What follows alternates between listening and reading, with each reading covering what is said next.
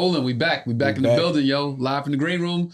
I know you're watching right now, like, who the fuck is that guy sitting over there? That's the intern that went on to bigger and better things, and now he's come back to hang out with us and is somebody else here? Share stories of his worldly travels. The intern return. Oh my gosh. He's jealous about all the notoriety the new intern is getting.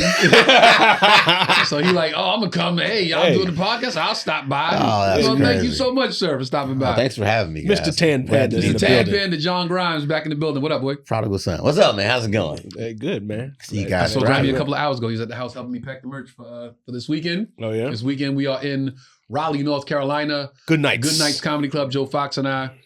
Merch will be on deck. Jokes will be on deck. Fam and friends are gonna be there. Looking forward to Raleigh. Mm-hmm. Get your tickets. Be in the building, yo. Be in the building. Yeah, we always do good there. Always do good in Raleigh. Raleigh's one of those stops that I look forward to when I look at the calendar. Mm-hmm. Yeah. Good Nights. Good comedy city.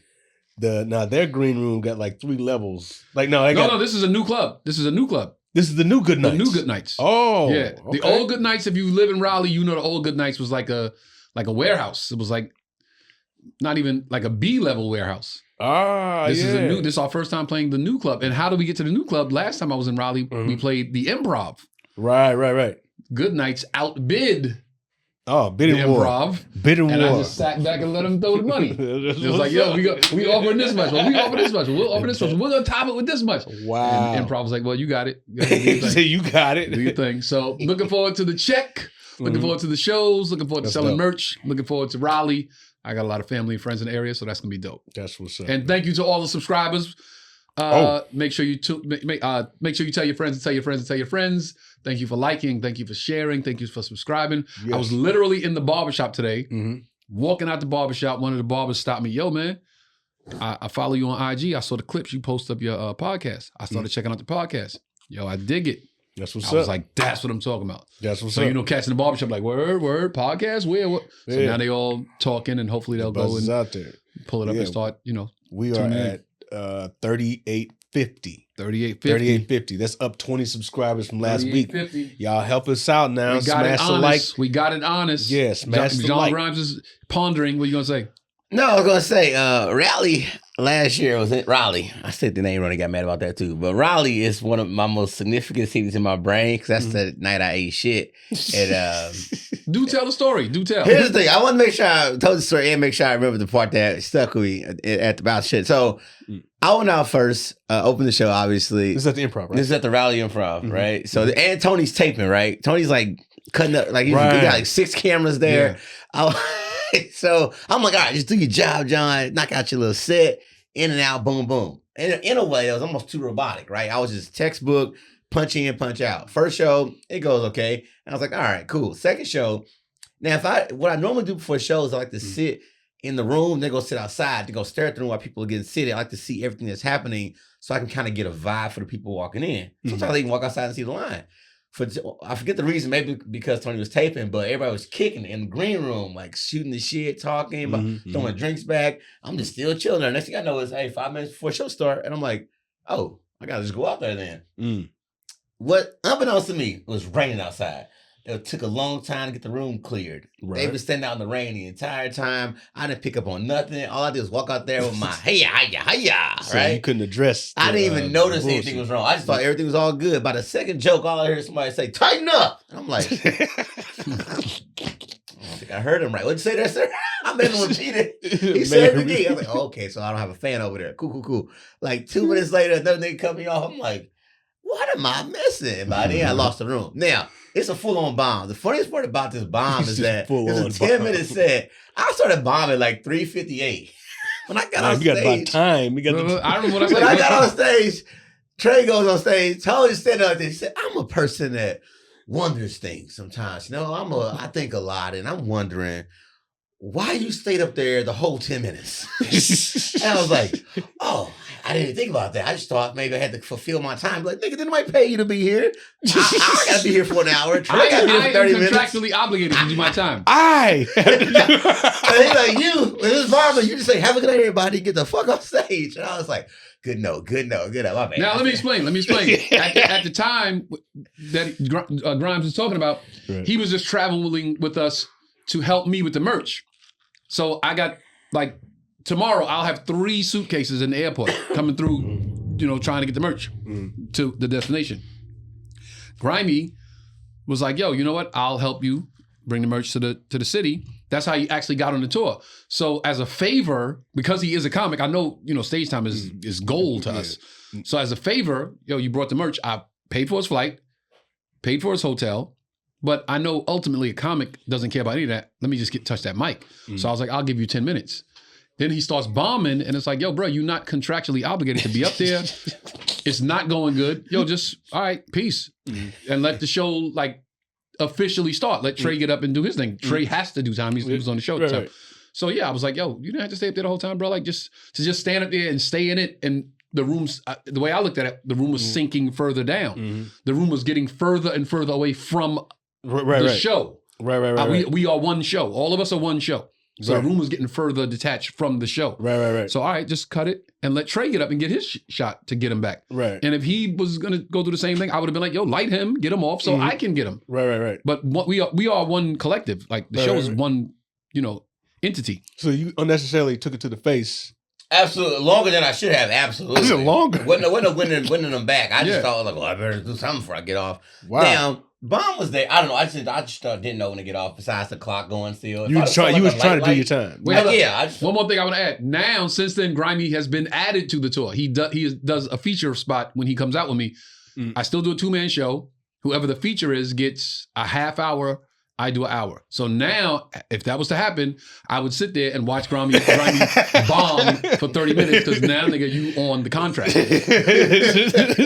Damn. Noted. Very much noted. Now, okay, bomb happens. I get off stage, right? And this is, I guess, the true first time that it happened while I was on tour with you, at least. I've bombed before, no problem. But I never bombed in front of 300 people. So I was like, all right, that's way weird. It's loud. That bomb get louder when there's more people. It get quiet at first. Then it get real loud. It's like a damn tornado. You hear the quiet, then you hear the noise. And so I'm off stage thinking like, all right, where do I go? Because it's 30 minutes, 25 minutes before Tone got to go on. So he's just sitting there. And before I even start to pensively look into myself. Pensively. He's like, hey, don't start that shit, man. Don't start that shit.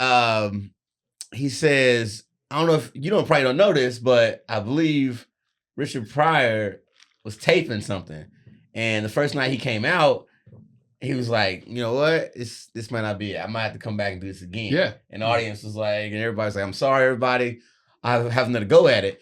And then next night, he filmed what happened to be or ended up being Live on Sunset Strip. Yeah, with the red suit. First night didn't have it. So he threw that anecdote to a sold out audience. Hey man, tonight I just don't got it. Yeah, so he threw the anecdote at me, and I was sitting there like, well, I was about to pensively look into myself and find out what happened, but it was just the fact that 2 things happened. One, I found out later on. I don't know if you said it immediately or in the moment, but you told Trey, hey, don't say nothing about the bomb. Just go do your set. Don't make fun of the comic ahead of you. Basically. And in my head, I was like, oh, I don't normally do that, but that's such a good thing because I would never want anybody to feel like, he ate ass, huh? And then just continue on with your set. So that was that note stuck in my head, and the fact that you use something that everybody can see and go, oh, okay, push that off and keep moving, basically. Well, one, I don't want a comic on my show to do that because, like I said, we are one collective. So why would you go up next and be like, yo, he just bombed? Bro, you're bringing the show, the value of the show down. I think it's low class. It's just now, don't get me wrong. As a host, if I'm hosting, when I used to host Def Jam, when I used to host stuff around LA, if you bomb, that's me. I got to get you. But if we on tour together, if we a unit, we a team, then it's nah, don't go up and make fun of the guy that went in front of you. We all together. We came together. I took it. We a car full of chicks. We came together. We came together. You know what I'm saying? Yeah. So I was I just he was over there kind of looking like he was kind of not enjoying it, but I got something to talk about now. Nah, we ain't doing that. We ain't doing that. Yeah, but you do got to clean it up, but with your jokes, not by slamming. Yeah, he came straight out right into his set, did a little crowd, went right into it. And Trey was a good sport because after that, I think everybody Tony had a lot of friends there, so we all kind of split up a little way. And I was probably gonna go back to the hotel, And Trey was like, nah, come on. You go sit in this bomb the rest of the night. Come ride with me to the bar. You go to the cigar bar with me. You go sit in this bomb a little bit longer. And I was like, you know, that's probably a good idea. Let me just go ahead and continue on. Because if I had a good set, I'd be like, all right, let's go hit the bar. So if I have a bad set, I got to be realistic too. Yeah, there you go. It's like a bad day at the office. You know, go back and get them. You know, the next time. Yeah, bad day at the office. Guess what? You still got a job. Yeah, still got a job. Right? Yeah, still got a job. The luxury of bombing in front of 300 people. When I bombed my worst bomb in New York, I was going to leave the comedy club. My cousin was like, nah, sit down, yo. You don't get to run from it. Because if you would have killed, you would have been sitting right here like, yo, let's get all the chicks. Right, so right, we're going right, to sit there tonight. And people was walking out like, yo, he was whack. Yo, he fucking bombed, yo. I just stood there like, all right, they got me. And came back like a night later like, that shit never happened. Now what? Yeah. And I sell the merch, right? So I'd have bombed this hour and a half later, I'm out front to take. Everybody's walking by. He was good job. All right, now. do the I'll take this shirt from you, man. sir. I was like, oh, these. That's the worst feeling in the world. They shake everybody's hand but yours. Oh, man. I That's was just holding up shirts over my face like well, t-shirt. But with that said, tell them how dope Pittsburgh was last weekend. Man. Wait, hold on. Captain Kirk, you know what it is, brother. He's texted me today. He's sending another shipment out. It should be arriving in a couple of days. Thank you very much. Our sponsor, Captain Kirk's Jamaican Rum Punch. Order right here. I'm telling you the truth. The truth. Get you now, Pittsburgh. Life has its balances. Fast forward now. Last weekend we just did 5 shows in Pittsburgh. Pittsburgh Improv. Fire. Dope. Crowd was crazy. The merch was very crazy. Like Yo, merch went bananas. It was insane. Bro. Merch was insane. And I said, Grimy, we got rich this week. It was insane. The crowds was dope, man. Like, it was so many moments that we were just like, this is it's so many clippable moments. Like, it was just so funny every night. The staff was like, yo, y'all are crazy. Like, you know, when you impress the staff, and they all just talking about y'all like, yo, this is we've been having some rough couple of weeks and blah, blah, blah. And y'all, but you know, I like when people appreciate the whole show. Yeah. I know they're going to say Tony funny. When they go, I love the whole show, it makes you feel like you did your job too. The staff has their favorites. But this is the thing. The staff, yes. But when management comes in like, yo. Yeah. Like, homie came in and was like, Rami will tell you, he literally was like, I'm going to check the calendar. Maybe we could get you guys back like in August, September. No, twice like, let's do it, bro. Yeah. And it'll be football season. Everybody know I'm a Steelers fan. He was like, yeah. He said, if you come back, we got to go to a game. And I said, well, then we can't do the show on Sunday. He said, well, come in and do Wednesday, Thursday, Friday. No, do Thursday, Friday, Saturday. We'll go to the game on Sunday. I was like, say no more, that's my dope. Friend. And that's a good club. That's really one of the newer ones. It was super nice. And at the end of the weekend, the managers, they came and talked to me too. And they gave me their business cards with my envelope. Nice. And when I was like, we don't ever do this. Like, we liked you a lot. And I was like, nice. That's a hell of a compliment to say that. Like, because the contact info is contact info. So that to me is the biggest compliment. Is like, if you emailed me, I wouldn't hate it, you know, or if you called me, I wouldn't hate it. So shout out to so now what do I always say every week after we get paid on Sunday, y'all? What do I always say? Oh, holler at the manager. And this is why it doesn't happen. Every time, every Sunday we get paid, I say, hey, listen, when you go in there to get your check, I let them get paid first, because if there's any problems with their checks, I'll go in after and straighten it out. So I'm always like, you guys go settle it first, then I'll go in. And I always say, let them know that you are available to come back any weekend. It doesn't just have to be with me. Do I not say that? Yeah, that's true. And I always say, when we come back, if we're doing Thursday through Sunday, get the Wednesday. Right. Call them, see if the Wednesday's open. Headline the Wednesday. If it's 50 people in the room, just be like, hey, I'm here all weekend with Tony. Right. You get 50 to yourself. Right. And they got 25 of them might go, well, let's go back and see him again. He was that funny. I'll see him and Tony. You know what I'm saying? Facts. And they'll throw some other local comedians. Right. They'll put together something to make people come out. Right. It's a restaurant, it's a bar. They're going to take the drinks. They're going to take the food. Absolutely. So I'm always down to reach out. And I do that usually when I go to every club. I always make sure at the end of the weekend, I'm like, I'm happy to come back out for any facility capacity you need me in. That was the first time I got the my job, bro. first. My job is to like facilitate. I'm trying to like help y'all, go further. I mean, it ain't for me. It's not for me to hold y'all up. It's like, yo, you did a great weekend. I saw a good show from your end. You know what I'm saying? So I'm sure they did as well. Let them know, bro. You could come back. So who's coming next week? So-and-so, he don't have a feature? You want to stay another week? Go ahead. Right. And I think that's another reason how comedians can build relationships with the club, especially over years. I've been I've been doing this for years, and it's like, oh, I remember you from last time. You weren't here last time. Wait, the hell is a funny story. Every night in Pittsburgh, where's Joe Fox? Hilarious. Everybody, wait staff. So even they even came in and was like, how much time is Joe doing?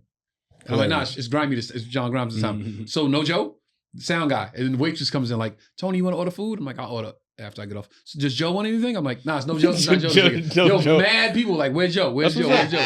That's what's up. Yeah, I did hear your name several times. The Joe effect. You know what? Pittsburgh was a dope ass. That was my first time at Pittsburgh, and that's when the guy was taking pictures. Was that guy who was taking pictures? He was taking photographs of us on the stage. The guy that worked at the club. Yeah. That dude. Yeah, it was a cool ass night. He worked. He actually worked at the Comedy Store, and I believe he was from Pittsburgh, and he was like, "Hey, can I take pictures of the show?" Or something like that. And I was like, "Yeah," and he emailed the pictures. Something like that. Like I knew him from L.A. Okay. He worked somewhere around, like maybe the Improv. Maybe he worked the Improv in L.A. And was like, "Yo, I'm from Pittsburgh. I'm in town that week. Want me to take pictures?" I was like, "Hell yeah, let's get some pictures." It's dope, man. Got some dope shots. Nice. No, Pittsburgh was awesome. Speaking of pictures, I got to do a new photo shoot. Yeah, I got to get some because they keep using this picture. They keep using that shitty picture. You in front of that building? The liquor store. Yeah. But no, that one I don't mind. But they keep dope. it's just a shitty picture that With the one, the blue jacket you said you didn't like? No, it's one with like a like a burgundy jacket. Oh, and you're going like this? Yeah. Telling everybody to be quiet. See, it's like the curse of trying to live up to like it's like the curse of trying to live up to the reputation that you have in the business. So everybody knows like Tony's never late. Tony's always on time. Tony's always so personable. Tony's so easy to work with. And I was flying back to LA that morning.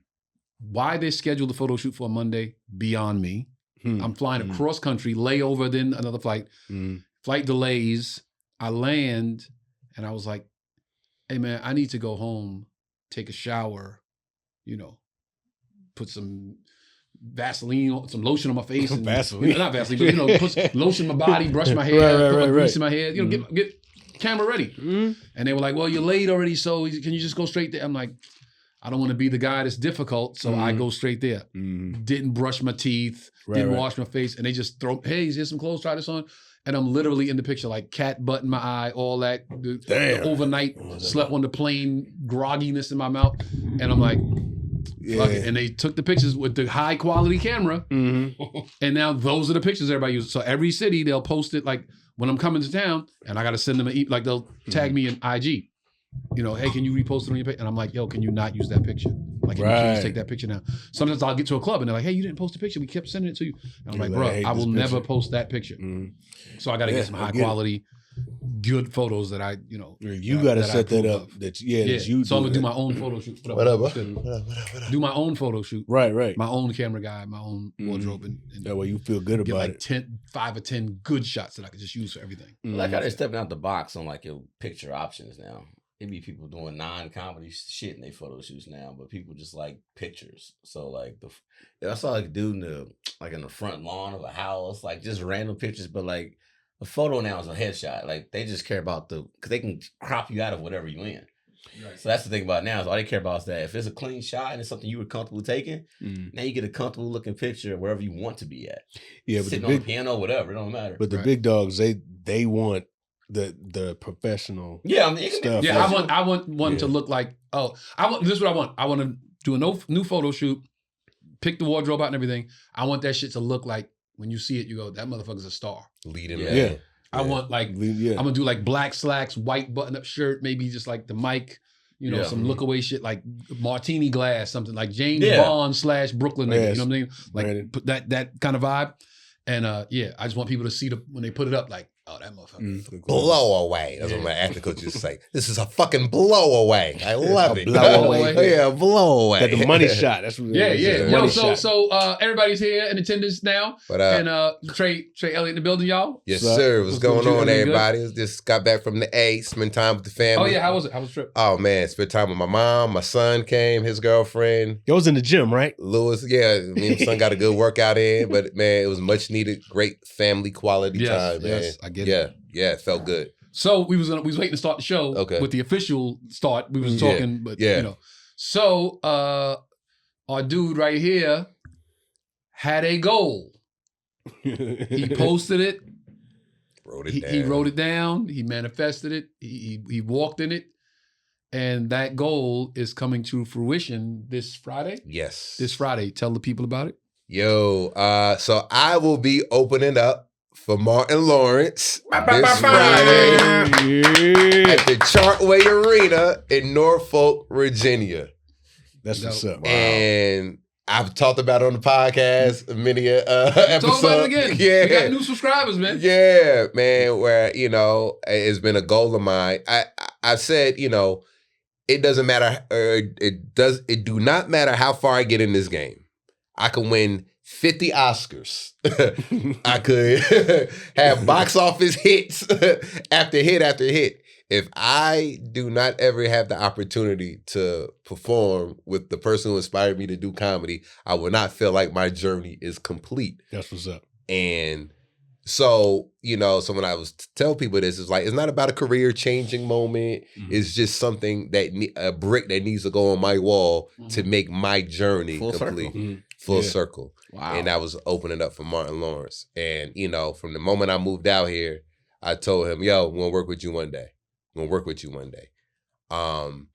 And it came into it. I mean, look, and you guys know I called everybody I could call. I text everybody I could text. I followed up. I got on people's nerves probably. They didn't tell me that, but I'm sure. I'm sure when my name came across, somebody's eyes was rolling like, oh God. You know what I'm saying? And I just kept putting it out there. And one day, a friend of mine told me to get a journal. I got the journal. She was like, yo, write the stuff you really want. Write it down. And I wrote it down February 4th, but I had put it on my social media way back in November as well. And I think I wrote it down another time and put it in my wallet. And the best time to get the news was I'm sitting in the living room at my mom's house. And we just all chilling, relaxing. My son whipping my ass and Madden because I don't know how to play. And I get the text. And I just start smiling. And so I think my son and his girlfriend was like in the room, whatever. And I just told everybody to come in the living room. And I was like, I want to tell y'all something. And, Mom was like, what? I was like, I'm going to be opening up for Martin. Dope. Yeah. And everybody just was like, oh my God. You know what I mean? My son was like, I'm there, I'm coming. And, it felt good, man. It felt, it made me eyes got watery. Yeah. Get it. And you've met him before, right? I met him several times. Wow. And the last time I saw him was in DC. He was performing at the MGM. So me and my son went, go backstage, went talk to him, was like, yo, I'm telling you, man, I'm going to be opening up for you soon. And it was coming down to the nitty gritty. I was like, yo, it's only 3 more shows left in the tour. Mm-hmm. So I sent a text message to my guy who I was texting. I said, look, I could do this date or I could do this date. I'm available for either one of these dates. I said, after that, the tour over. I said, so just see what you could do. And he was like, I got you. And, all right. So I washed my hands of it at that point. And, they came through. That's what's up. And I was just like, wow, the power of just praying, the power of just writing stuff down. And I'm going to say this, it's crazy because I wrote some other goals. Like yesterday, I went and wrote in my journal again. I just wrote how my weekend was with my family. And I wrote some other goals down. Like, boom, boom, boom. Literally, yesterday, I can't even make it up. Wrote it down. And some of that, what I wrote down, already is coming into fruition. You can see the shifting into place. Some of it, literally, it gave me goosebumps. Wow. That's how it's like scary, like, oh shit. Like, and it ain't come all the way into fruition, but it went into that direction. Now, like I said, something I can't speak on, but it just went into that direction. And I was like, wow. I was just like, I'm about to write all kind of shit. But yeah, man. Made you a believer. It made me a believer, man. And so I'm excited. It's one of them things where I'm not gonna play it cool. Like I'm not excited, nigga. I'm ecstatic. Who else is on the show? Do you know? Me, Jess Hilarious, and Benji Brown. Benji. Wow. Yeah, Benji, man. So I'm opening it up. That's dope. Got 10, doing 10 minutes. And I'm ready, man. Like, how big is the place, the venue? It's an arena, so it's big. Yeah. And like I said, I sent you a text. where, everything we do on our tour and every experience, I always take it in. Whether sometimes I say something in that moment, sometimes I just take it in and don't say nothing at all. But when we were in Dallas, your birthday weekend, when Tone was doing the Texas Trust, and we all went on the stage and walked the stage, and he was like, "Yo, it's gonna be y'all one day. Like, so walk the stage with me." And just capture that feeling and get that feeling. And so I'm definitely gonna walk that stage. Yeah, man. Before that show start. I think I got that video still. I got it. Yeah, somewhere. I got it. No, but I'm talking about the shit that I did. Yeah, that's one of my favorite parts. I get there early. Yeah. Venue completely empty. A big ass, gigantic ass arena empty. I just walk around that motherfucker like, yo, that's crazy. Yeah. I used to get excited if it was 7 people in the room. You know what I'm saying? Now I'm like, look at this shit, bro. Yeah. I walk around, so I'm not. The original reason for doing that was it could be overwhelming to walk out there and see all those faces looking at you. And if you walk out there for the first time, you're like, oh shit, I ain't know it's gonna be looking like this. So you walk out there beforehand, so it looks like, okay, you all see all the dynamics, how far it is to there, how far back it goes. So when you walk out when the show starts, it's not like, oh, you did it. So it's just faces, but now you're like, I already came out here. I was already out here earlier. So right. That is part of like one of the biggest reasons why we go on those like one day shows. Yeah. On those two, I always like, I'm absolutely going because I want to see this theater. I want to see this room because then I can just see it and like, oh, the hallways are long. The echo is crazy. Like the feedback, all this stuff. I be taking notes on in my brain. Like if I ever walk back out here, I'm gonna be like, this ain't the first time I walked out here. You know what I'm saying? And the was it the Boardwalk in New Jersey? That Atlantic place City. was crazy. Yeah. And I was like, just because we went on stage after the show, after we like ran past Lavelle Crawford, I'm like, that's Lavelle Crawford, that's crazy. But like, we go up on the stage and I'm looking out into the thing like, this is a length. It feels like a football field or two, like back. And you're like, that's crazy. People just here like that. And so it's just like the visualization. Right. Once it happens, you're like, And that's crazy. You're right about that. It's crazy. But then to think like how far back it goes, how high it goes up here, how high it goes up there. And like everybody's looking at one person. Yeah. It's one motherfucker with one mic in his hand. And all these people are like this. Looking at that person. So let me ask you this. So 2 things. So one is a statement and one is a question to you. The first statement is not weird, but sometimes we forget, with all of us being comedians and a lot of us being in the game for as long as we've been in the game, sometimes we assume that people have had certain experiences. Oh, very because true. Other people have had them. Very true. We had a conversation before. And a lot of people don't know, I've never done an arena before. This is my first arena. I've never I've never performed like with a certain capacity of people. This is going to be my biggest in my 23 years of being in the game. So, and I know people that's been in the game 10 years that doing arenas and things of that nature. And I'm just like, wow. Like, so then my question is, what is your advice for doing an arena 10-minute set? How would you're my coach, you know what I mean? You like, all right, this is how you want to attack it, you You got your set ready.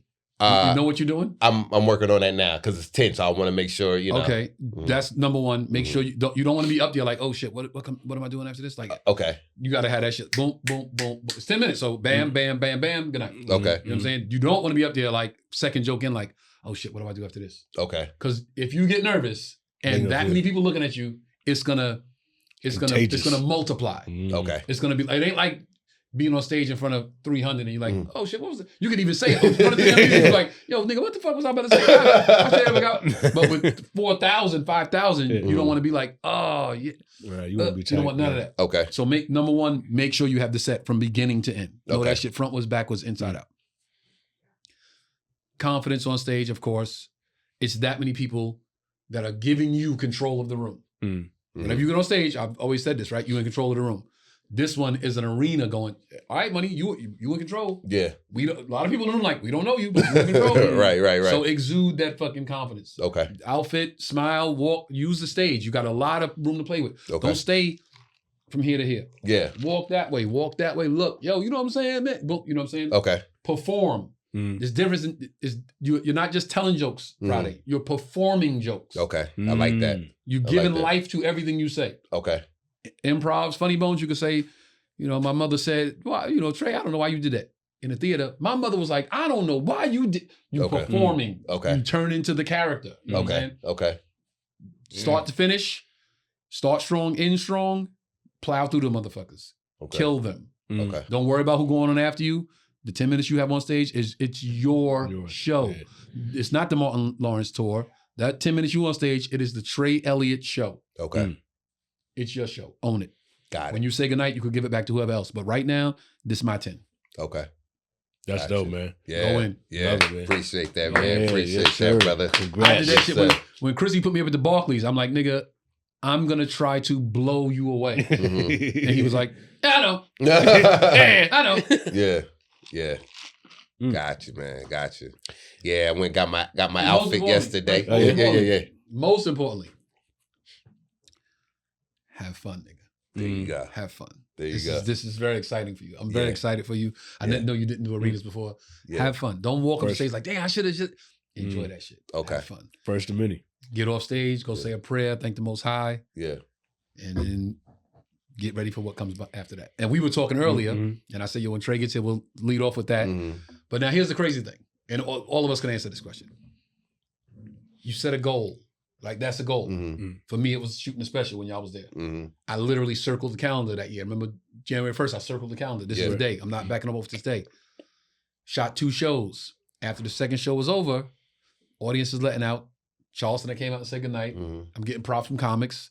Yo, good job, good job. You know what I'm saying? And I'm standing there, and people are leaving, and the camera crew was like, starting to pull wires, and it's coming to an end. Right. And I'm standing there, and I'm thinking to myself, like, I put so much into this moment. Yeah.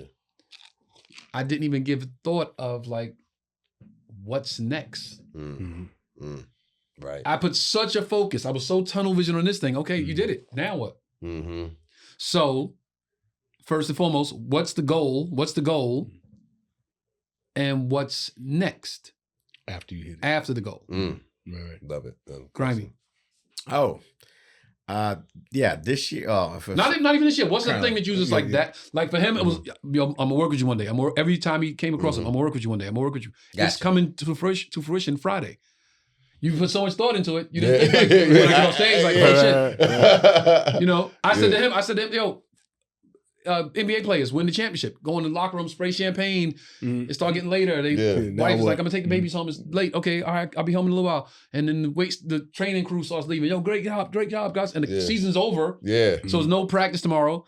And then people start leaving. The coach is like, great job. And the news cameras like, all right, take care, guys. And now you're there with like 3 or 4 of your teammates. Like, yo, I gotta go, man. Like, I'm going to fucking Bora Bora tomorrow. All right, yo, bro, hit me later. And then you sitting there, and you in the locker room, and it's over. Right. Yeah. The whole season was for that. Led up to that. But now it's done. Yeah. So now what's next? I said to Fox, some players are like, yo, okay, now that I have made it to this point, I'm staying here. Right. This is the pinnacle. Yeah. I'm not coming back down. Right. Some other players are like, yo, I got a ring now. Fuck it, now I'm a free agent. I'm just gonna get the biggest check I can. I'm gonna go to the fucking Orlando Magic. I probably never win a ring again, but I got a ring. I got this check, so fuck it. Yeah. But I was saying like Mike. Mike was like, I fought through the Pistons. I fought through the Celtics. I'm Lakers, here. yeah. I'm never coming back down. Right. I'm staying here. The goal with Mike was when the locker room cleared out, he was like, all right, do it again. Going home to eat Yeah. and back to practice tomorrow because I'm staying here. Yeah. So what's the goal and what's the next? The goal is making the JFL festival.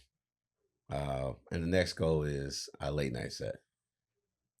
I want both of those. And I just, that's how I came into comedy. Those are things I circled in my mind of like, well, I know JFL is a big deal because that means that the industry and the comedy recognize you as, oh, this guy's got something. JFL, for the people that don't know, is the Just for Laughs Festival. It's the Montreal Comedy Festival. It used to be bigger in years past, but it is one of those things. That's literally where I got that's what everything happened for me after that. I did JFL. I tell people all the time, I did the Montreal Comedy Festival. I have not been broke a day after that. The day I got on that stage, the next day I had never been broke since. So I know what it means. I know what it can do to your career. it's big. Yep. And It's like the NFL draft, NBA draft for comics. Wow. And then the late night set, that's just something I've, since day one, it's like, I have to do a late night set. I have the outfit I want to wear. I have the jokes or the cadence. I have the idea of what I want to do for like 11 years now. So to me, that's just like... It's the same set? For not the same years? set, No, not even that. Is it the same outfit? It might be the same outfit. It might be the same outfit. It might be the same outfit. Can you fit it? Yes. Yo, we got to approve the outfit. The color of the outfit. Yeah, no, fuck that. We got to approve that outfit. I don't want Jimmy Fallon to be like, he opens for Tony Rock. Hilarious. He walk out with some shit on the hammer pants. I got that shit on. Tony Rock. I had that shit on. No, Yeah. I got an idea of the guy I see doing it. And so those two things to me, I'm like, once I do those, I'll have another goal. But to me, if I'm being realistic, those are still to me one of the two things that I can't, my mind can't break off. You can't rest until the... Yeah, I gotta do those things because I know those are things I had initially set forth on getting. You have a solid set right now you think you could submit for a late night set? Late night? Yes. Yes. A solid set. Is it If I said to someone, yo, Grimy has 5 to submit for a late night set, you have it? I have the 5, yes. Okay. Now, the JFL set is, to me, can you kill for 5 minutes? Can you have an amazing 5 minutes to make us go, let's see you go do that 5 minutes again in front of, the industry, right? And so I'm thinking to myself, like, I've had moments where if you clip up 5 minutes of me doing comedy and you watch it, and if you go, oh, I'll find 75 better sets than that, I'll be like, okay, fair. I'll see you next year, right? I'll try again and try again. But like lately, and the fact that we've been able to film some of these or record some of these sets, especially on the road with like a true audience, to me, I like my chances more and more knowing that I have a real audience, I have a decent camera, I have decent audio, and it's like, okay, if you come to a show and you sat and caught a 5-minute clip of me, you might go, oh, that was actually funny. He should be doing something. Like he should be, moving along to whatever the process is to get him in front of those people. Because I took my girl asked me this the other day. I asked her first. I didn't even know what my answer was going to be, but I said, "Hey, it's a genie. You usually get 3 wishes. He only gave you 2. Just what are your 2 right now?" As a matter of fact, he got impatient. What's your 1? Go.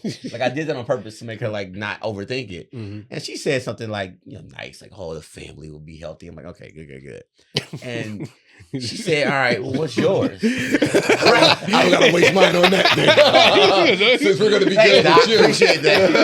Not that, by the way. Yeah, the family. And she said, okay, well then what's your magical 1 wish? I said, I just want a fair chance. And she was like, what?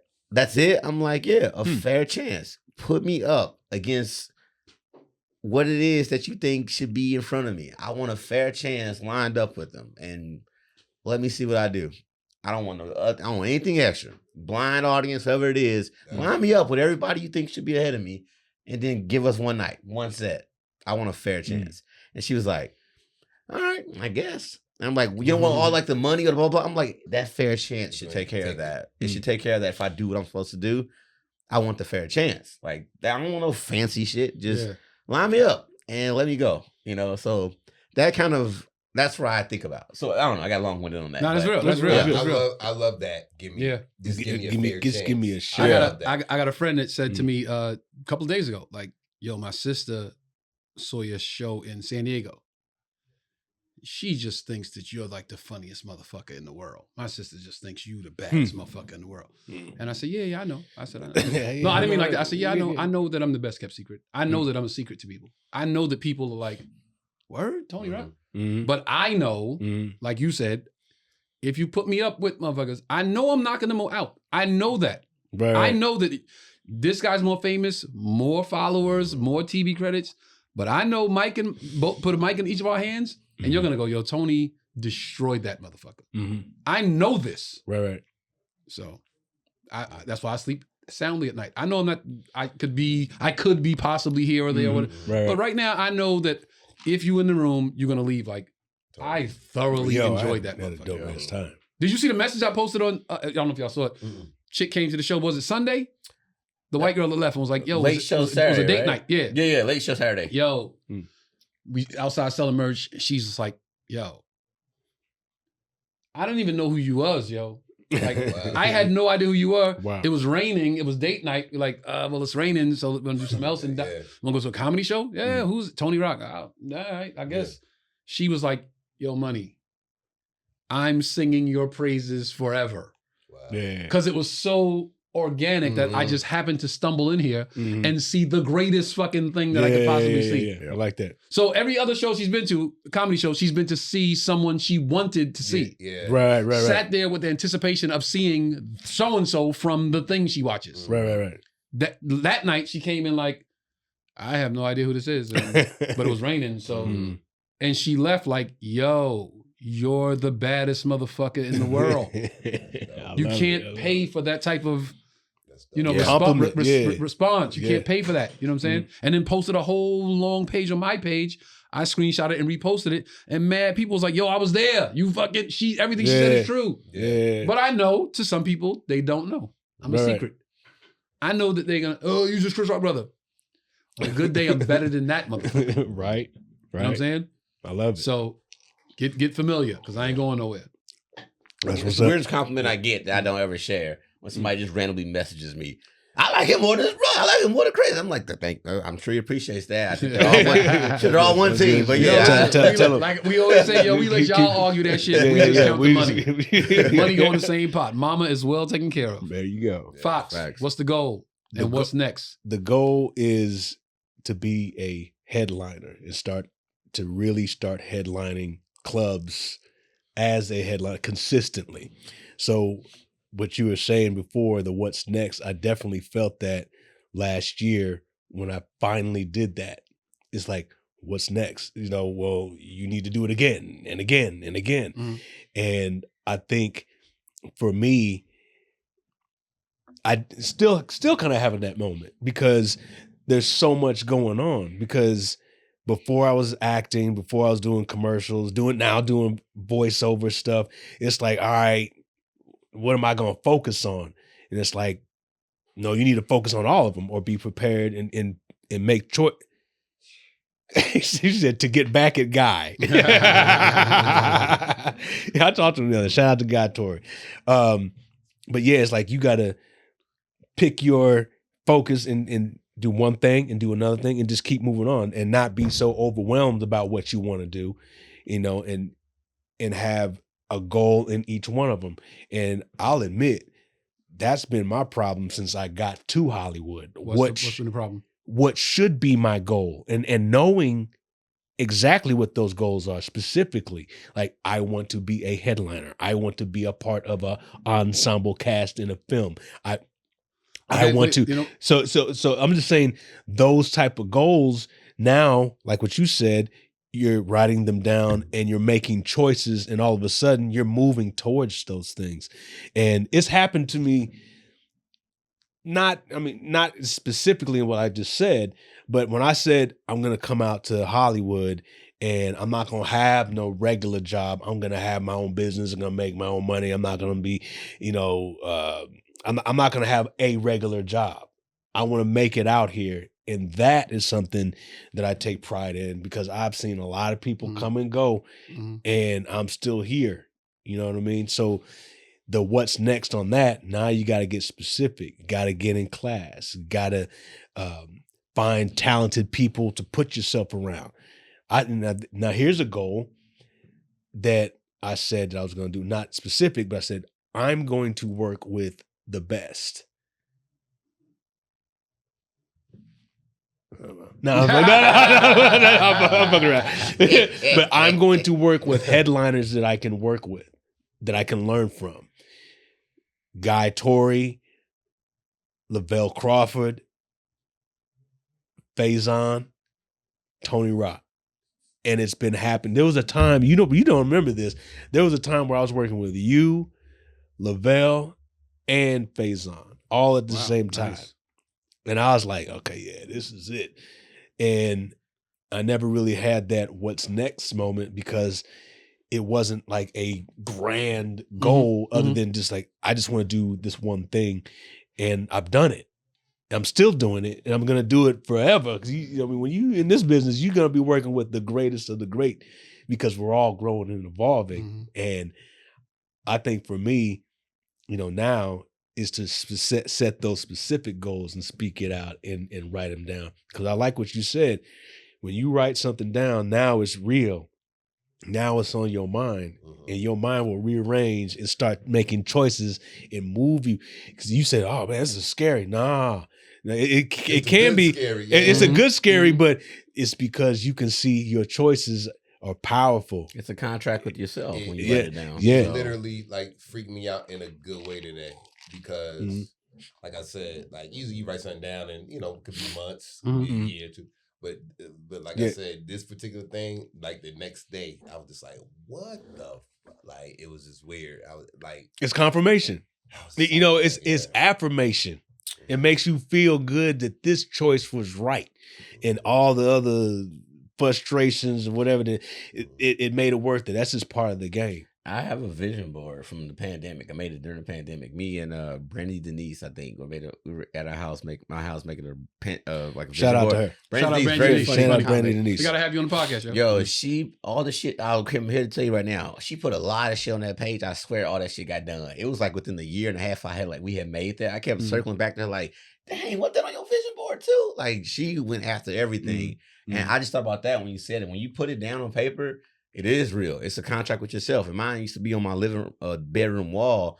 And almost everything on there is gone except the late night. I had a Johnny Carson. I cut out a little Johnny Carson clip of him just laughing at a chair. And I'm like, that's the only thing left. I just thought about it right now. So it's still consistent. But everything else, the Comedy Union, Laugh Factory, Improv, everything I had put on that little thing, it's all gone except for the late night set. So it is real to put it out there. It's just a contract. You and your dreams. It's up to you. What's crazy? I used to watch Johnny Carson every night. Like, I had to go to school in the morning. My mother would be like, turn the TV off, go to bed, wait till everybody fall asleep, turn the TV on, turn it low, watch Johnny, laugh my ass off all night, be late to school tomorrow, next day, tired in class. And then Letterman was my guy when Letterman was on NBC before he went to CBS. Remember that? And stay up late, everybody sleep, just like, yo, I gotta watch this. This shit is so funny.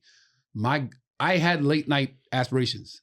But when Johnny left, and Dave Letterman left, I kind of was like, I don't love these guys like I did those guys. So I kind of was like, I guess it's not that important anymore. I wanted to perform for them. Yeah. Right. You know what I'm saying? I might still do a late night set one day. I actually I got asked that a couple of weeks ago. Management was like, would you be open to doing a late night set? There was some interest. And I'm like, let me think about it, man. I'm like, because I don't have that like, yo, if it was like Letterman's people called, they want you, I would be like, hell yeah. Who the late night? What are the late night shows comedians are? Jimmy Fallon, other than Jimmy Kimmel, and Seth. They got what's Seth CBS? Meyers, right? That's late. That's late. Seth Meyers is after Jimmy Fallon. Jimmy Kimmel, not Conan. Jimmy Kimmel. No, Conan got his like a. It's the guy? What's the CBS? They took over for Letterman. I did the show. What the fuck is his name? The British guy. What's the guy who took over for Letterman? Colbert. Then the girl, what's her name?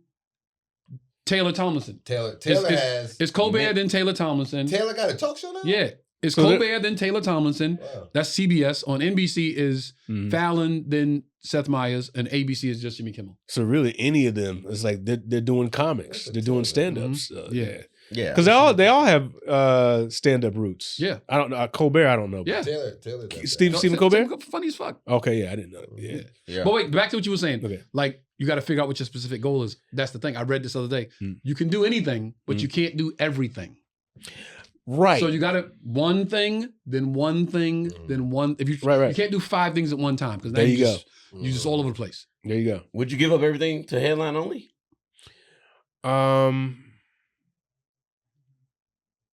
For a time, yes. How long was the time? What's giving up everything? What does that mean? He's pretty talented. He does like the digital, electrical stuff. He acts and all that. So would you throw all that away? The electrical. What do you call it? Computer? Like you're very computer stuff, editing and like you do all that stuff. So graphic design. Design work. So, I'm ain't no nerd. For a time, meaning I would put it in its place. I mean, ultimately, it's a podcast telling it. The trick is to be able to make everything serve you like stand up. I want that to be able to open up any door. I want acting to be able to widen any door. Hey, you saw me on this, come see me here. You know what I mean? That's the goal, to make everything serve any one thing that I'm focusing on. I mean, we're all stand-ups.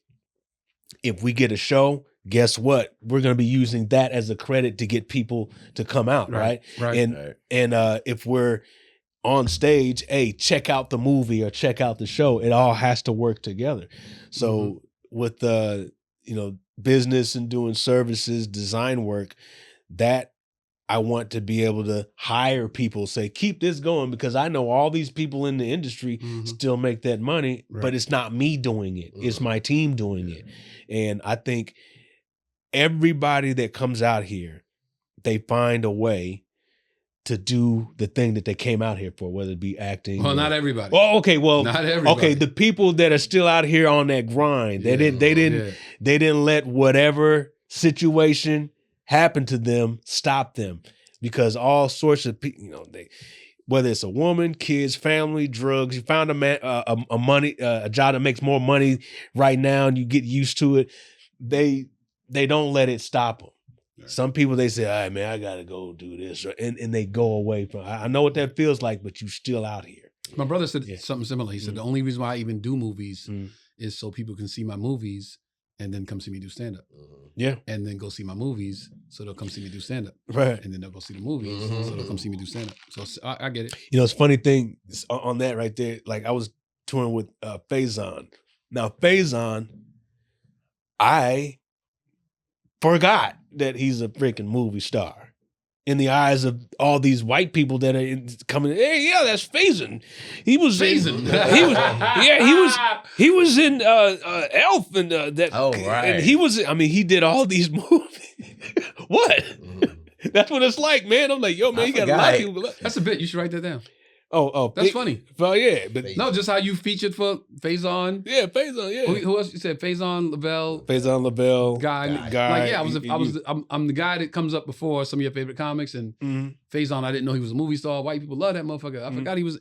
That's a bit, I saw him in Friday. Yeah, I saw him in Friday, and that was about it. And I heard about Elf, but I never saw it before that. That's doing a bit, stand, bro. Niggas know him from Fridays. White people know him from Elf. We were talking about that. When you white famous, that's a lot more people like that. White famous, hilarious. Elf? I forgot. Wait, I didn't go see it, but I bet that's with Will Ferrell. That's a bit. Look, could you imagine opening for Faison Love? Half of the room is like, "Yo, Big Worm." Other half of the room is, "Hey, that's Faison from Elf." I would see that. Yeah, those two worlds colliding. That's funny, bro. That's funny. I mean, he actually does it. But but I saw the reality of it, and I was like, okay, I'm here. I'm doing it. I kind of feel like I had that moment, like, I'm doing it. I'm still out here. I don't know if you guys get this back home. Hey, I saw you. You did that commercial with something that you did. It was an accomplishment, but to us, it's like it just happened. That little shit. Yeah, that little. Oh yeah, that little, like. But not like we're not dismissing it. Not dismissing, but you think it's like, oh, that was a blip in the stuff I've been working on. Right. And you're like, I've done so much, and I'm still, the grind is the glitz and the glamour. That's not what this is. It's a real vocation. It's an art form, and it's work. It's just like anybody else that has a 9 to 5. It's just that we don't work 9 to 5. We work 9 to 5 on the other side of the clock. The stress is the same. The desire to be promoted is the same. Wake up to go to bed. Yep. Yeah, like the mental stress, the mental taxing, the straining relationships, all the same from your job and home life to working in comedy and home life. Like, you will still feel all the same stressors that a regular 9 to 5 worker will feel. So, if not more. If not more. And it's intense. What's the goal? What's next? Okay, well, wait. Friday is the goal. It's the goal. Get off stage Friday. They packing this shit up, and the trucks are there, and they loading it up to go to the next city. And it's done. You sit in the green room. Bryce is in there like, yo, you killed it. Family's calling like, how was it? Chico's calling you, yo. You know what I'm saying? Your dudes in Virginia like, yo, you go eat afterwards. You smoke a cigar. Wake up the next morning. What's next? Yeah.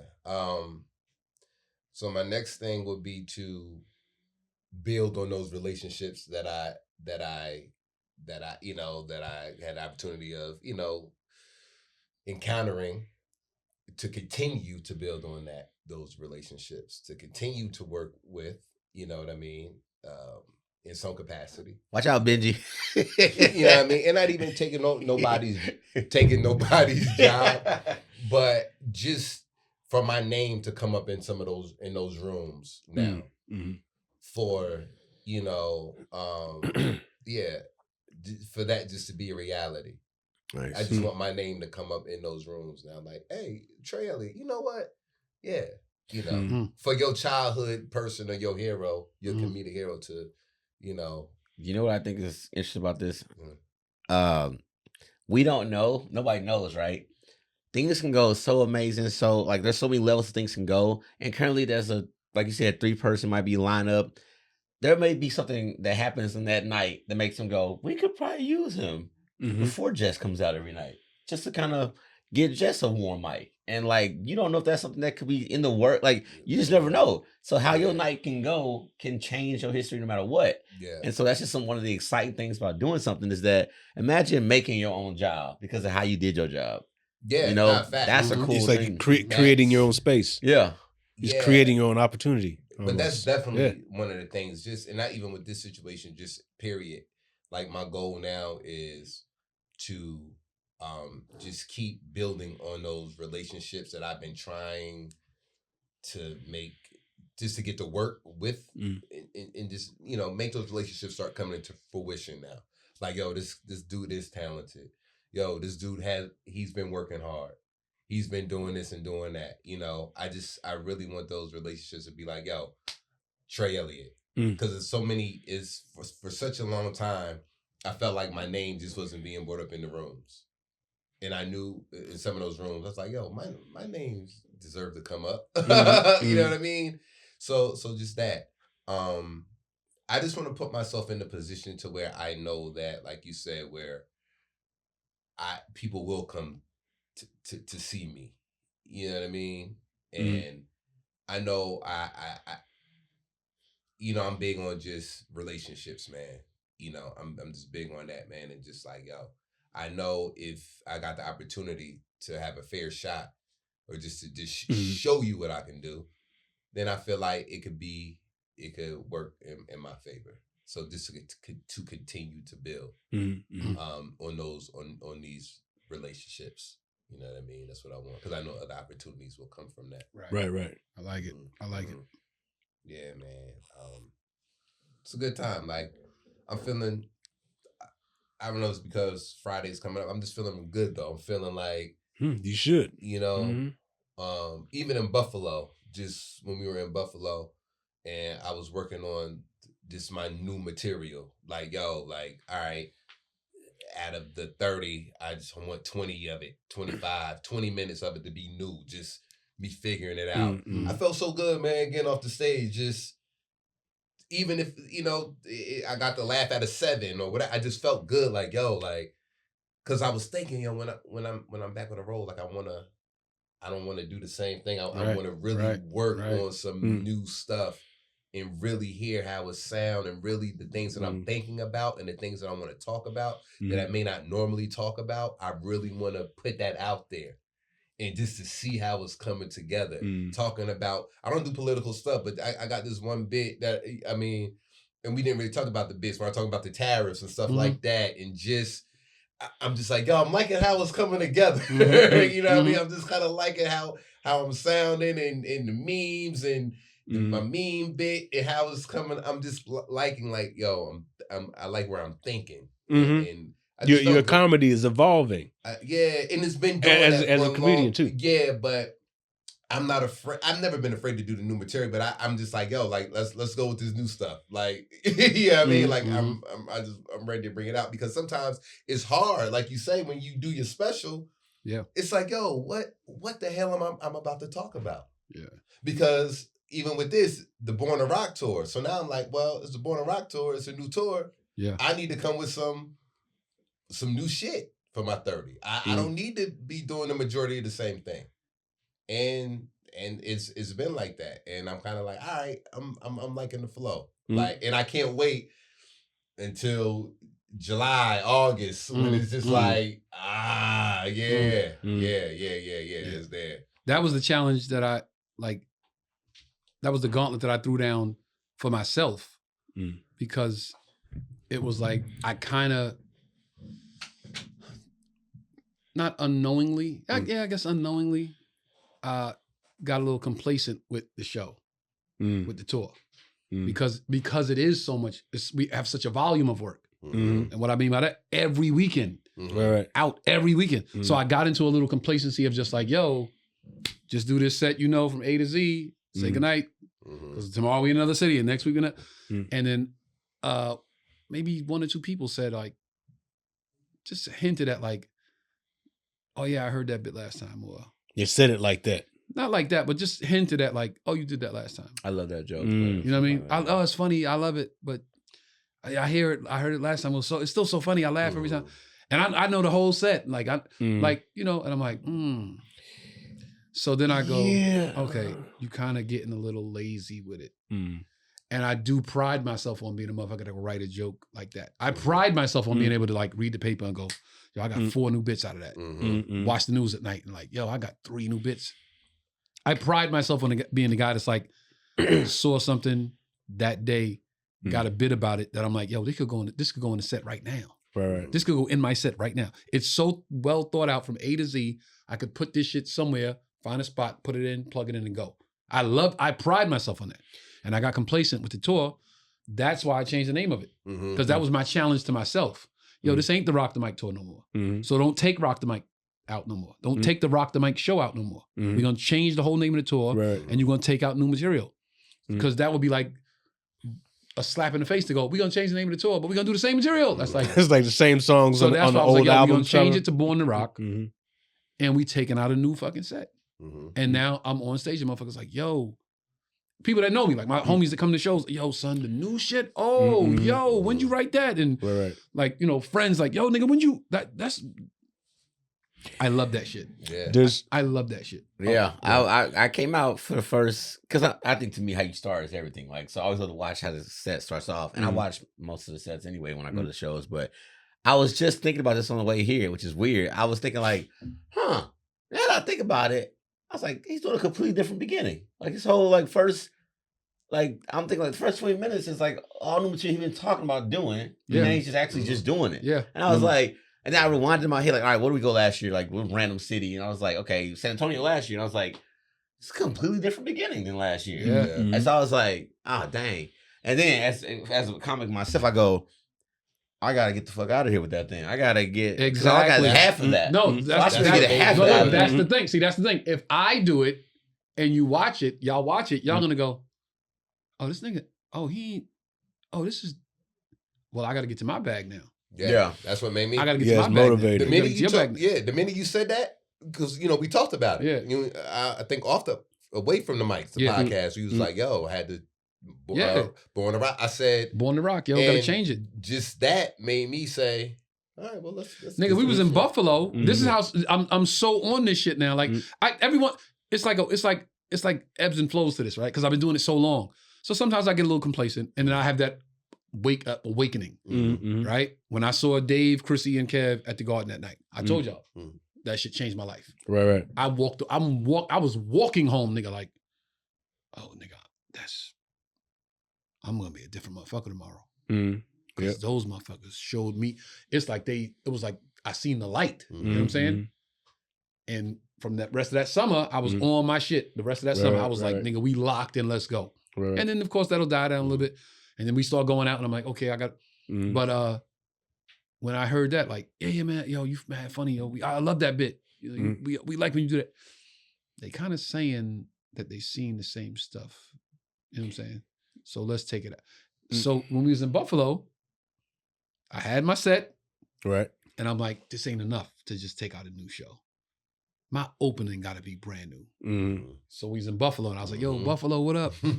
I was like, yo, my homie, my homies that I know some comics that live in LA, they from Buffalo, like, yo, son, be easy out there in rough buff, nigga. It's rough buff. It's rough buff, nigga. I'm like, nigga, calm down. It ain't that tough. It can't be that tough, nigga. Toronto right there. I mean, y'all start going crazy. I just step over that line like, gets a good laugh. Yeah. Then I was in the taxi coming from the airport, white dude driving taxi. No, I was on a plane flying into Buffalo. White dude on the plane was like, you going to Buffalo, huh? Heading to Buffalo, huh? I said, yeah, the whole plane is. That gets a little chuckle. And he was like, we invented the buffalo wings. We invented the buffalo wing. Mm-hmm. Buffalo invented the buffalo wing. I said, yeah, niggas invented all flats. Yeah. Boom. And I go, who was the first nigga that was in line? Like, can I get all flats, please? So the kid behind the mic, behind the register was like, I don't know if I can do that. I got to check with my manager. That's some local shit to get them going, to let them know I'm in your city and this is about your city and present. About you, I am present here in the moment in the city. And then I go into the stuff. But it was just like. Side 2. Side. Oh, yeah. I'll keep that one. Yeah. It's just like I was like, I'm in my bag. Like That's dope. Sometimes I get complacent and just take stuff off the top of the bag, not realizing, yo, my bag deep. Yeah, that's why I try to like post content or post jokes. I'm like, all right, if I post a joke, my brain's gonna tell me you burned it.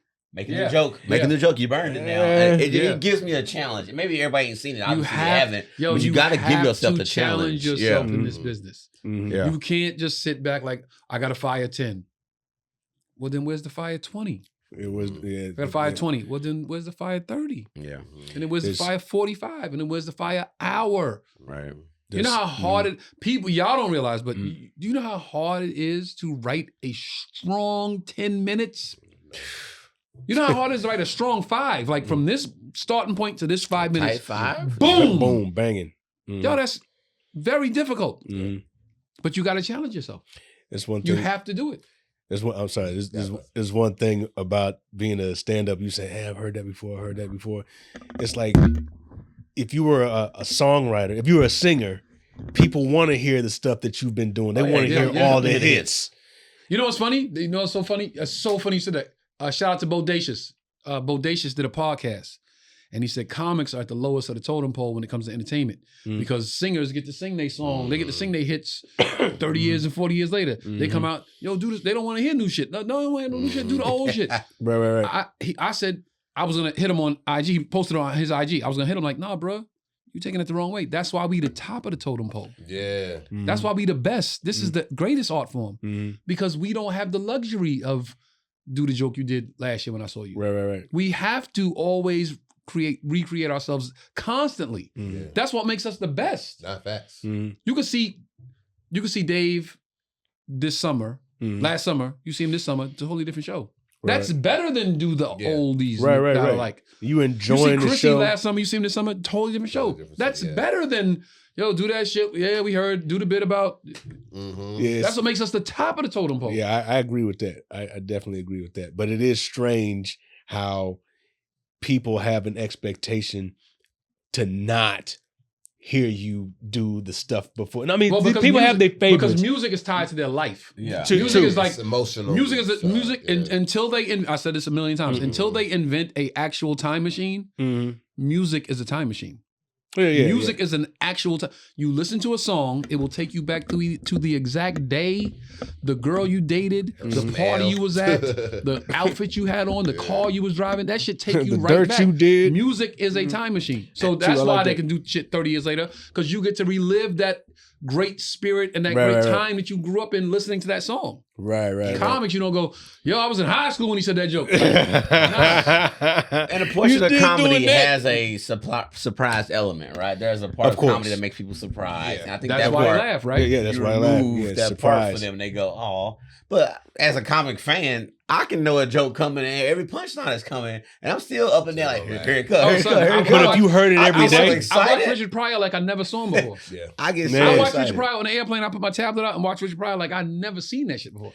You see so many as in your comic. I don't know about you, but my comic ear is on. I'm like, okay, he did this, he did that. Oh, okay, I never saw. I study. I watch it and study it, so that way it's always fresh to me. Because I'm always like, oh, I didn't see that last time. I didn't catch that.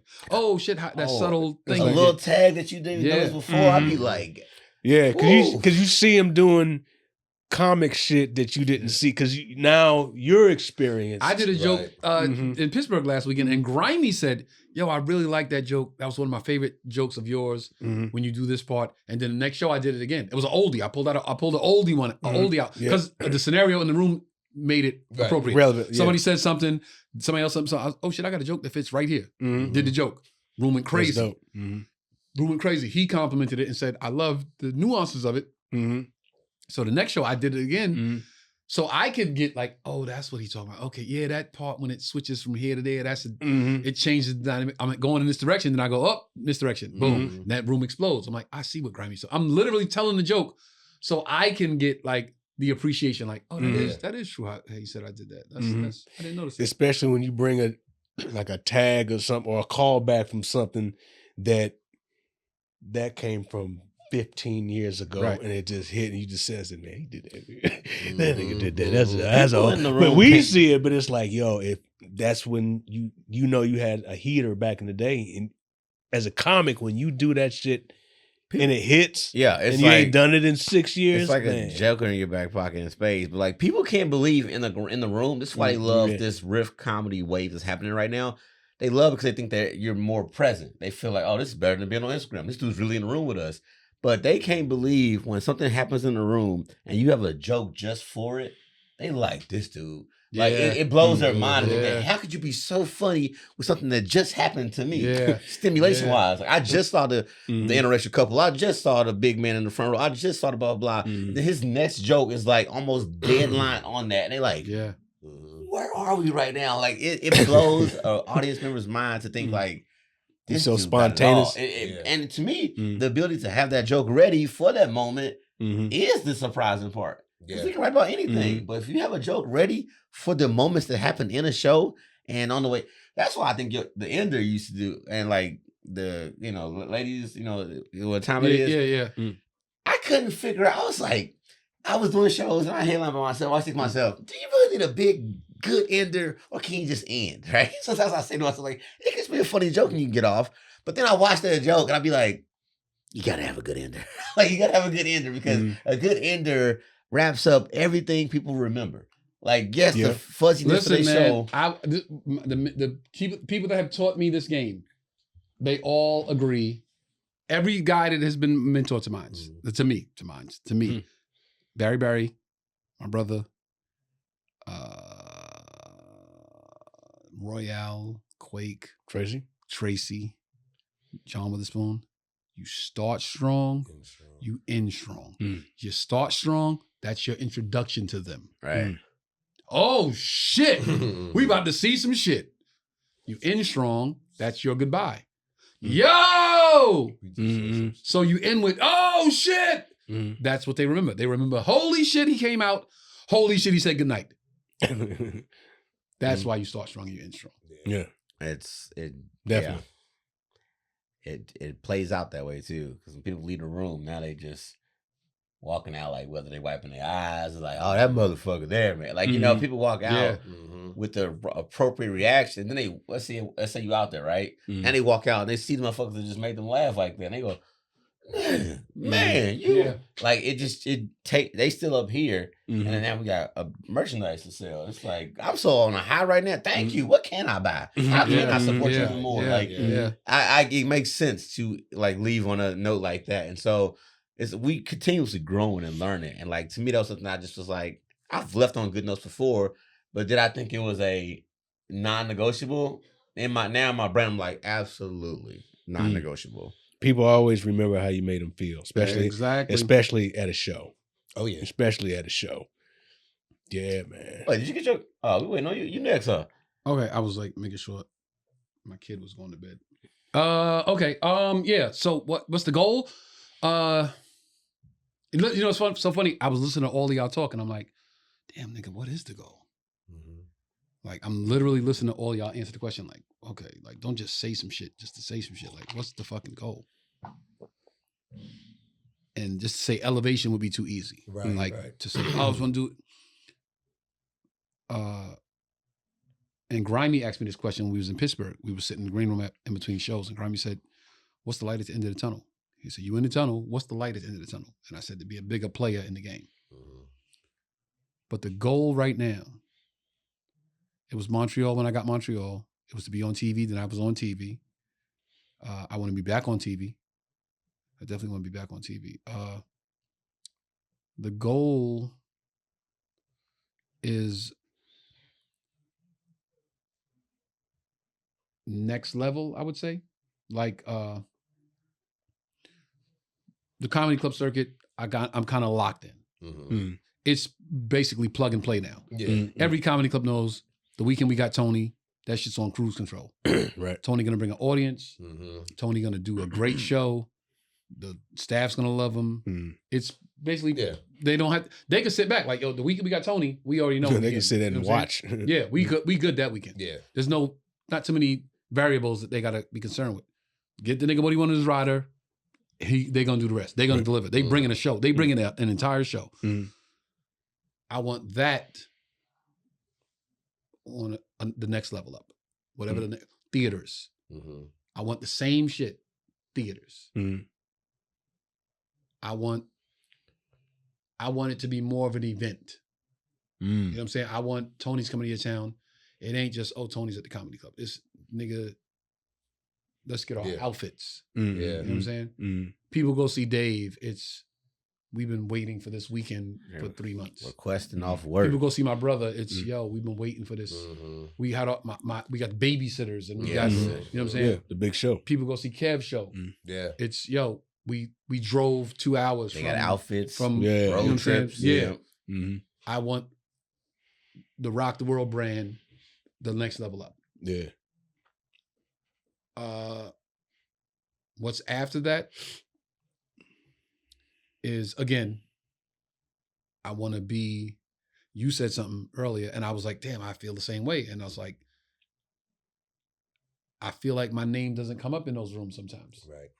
I feel like, I really feel like they in the rooms and they throwing names out, and I don't know if it comes up and they go, nah, or I don't know if it comes up at all. At all, yeah. So Rock the World tour, whatever the Rock the World comedy tour is, next level. Theaters. 2 shows on a Friday, 2 shows on a Saturday, we out. You know what I'm saying? 1 show Friday, 1 show Saturday, we out. But theaters. And then on the industry side, I want to be a player in the game. Yeah. By that I mean, I want, here's my script. Right. Here's my show idea. Here's my, you know what I'm saying? Like, I want to be a player in the game. I think I bring enough to the table to say like, yo, he can have his own show. He can headline his own show. He can do his own tour. You know what I mean? So that's next level.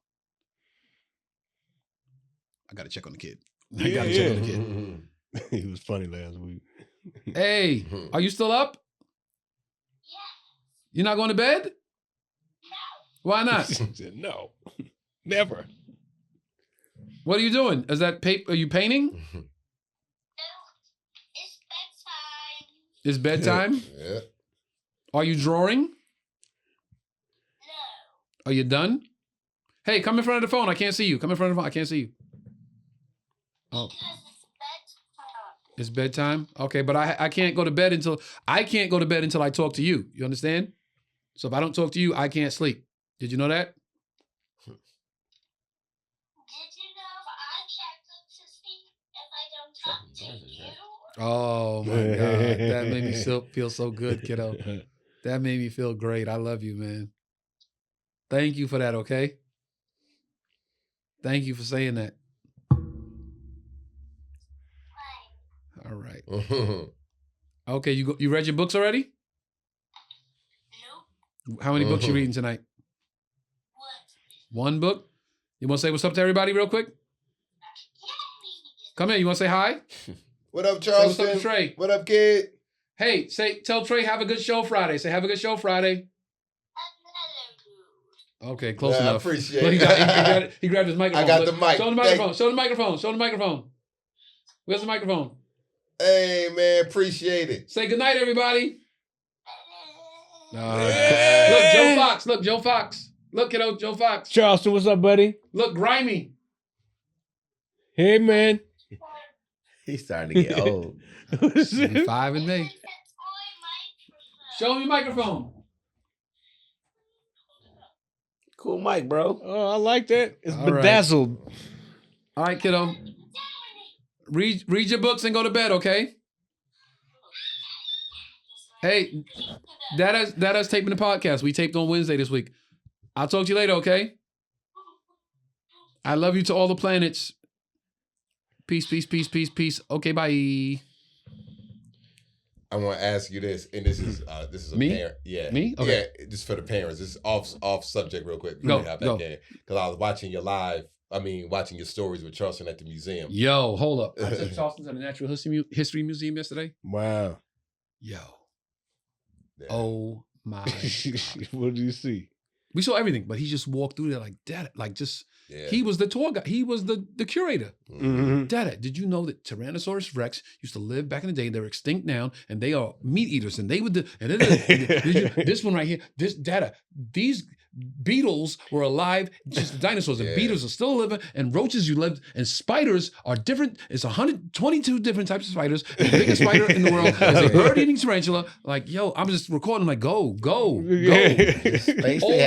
Old white lady walked past. I'm recording him. He's walking like Dada. And fossils are basically just, and he's just talking, but saying shit like Dada. Yeah. Essentially, I'm like, essentially. That's what I was just about to ask you. Before you go. Basically, Dada. And the white lady said, do you bring him here often? I said, this is our first time here. I said, when we do this, we take trips every week. We'll go somewhere. And she said, you're just a great dad.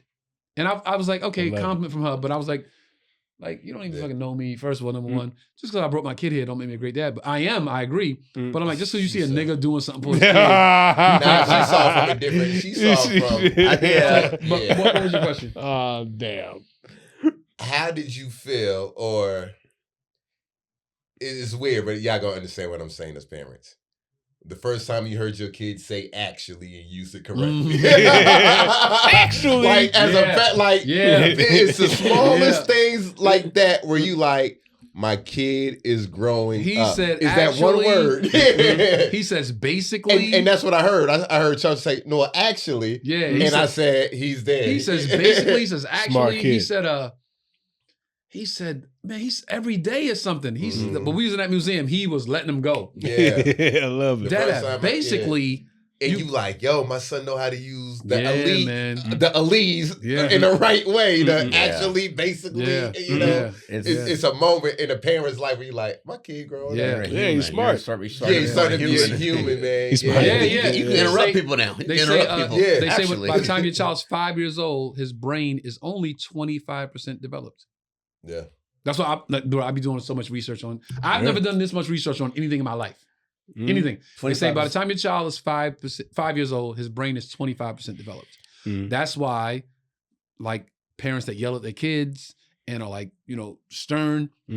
Yo, if 25% means if you ask him a question 4 times and he answers you once, that's 25%.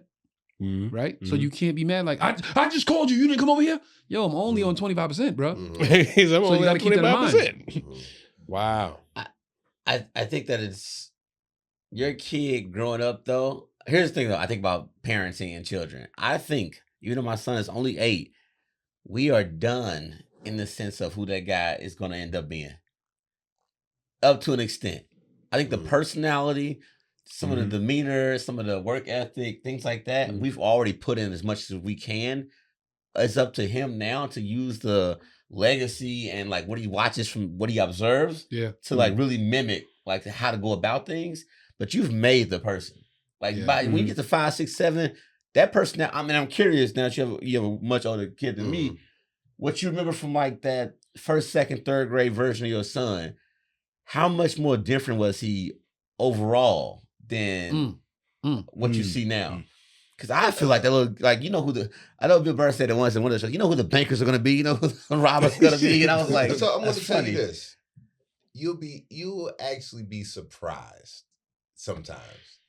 My son growing up was, his room stayed, which I understand now, the room stayed tangled. I had to be like, yo, man, clean your room. Toys and things everywhere. Now, that was me too. Right? But that was me too. And then he would do it on some like last doing the minute podcast, I'll call you back. type situation. That's him to this day.